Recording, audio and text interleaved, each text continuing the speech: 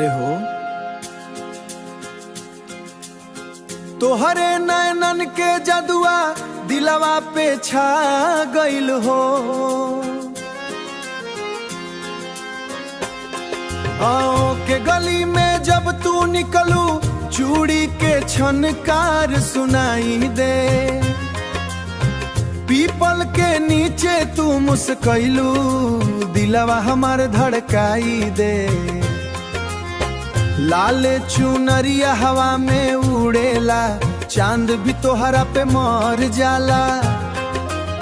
तोहर खातिर सजनी ये जान मनवा रोज संवर जाला। गाँव के गली में दिलवा खो गइल तोहर प्यार में पागल हो गइल। रात भर तोहरा सपना में नींदो अब हमसे दूर हो गइल।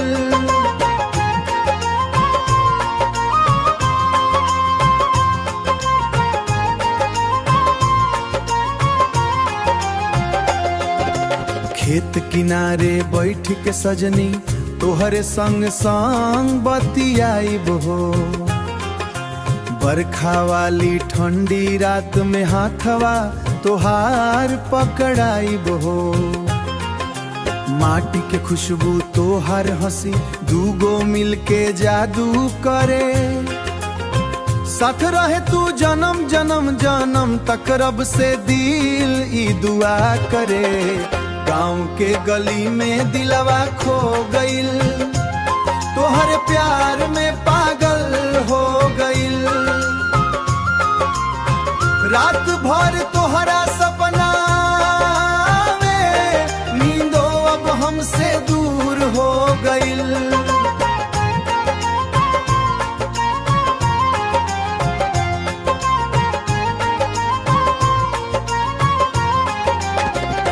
अरे हो सजनी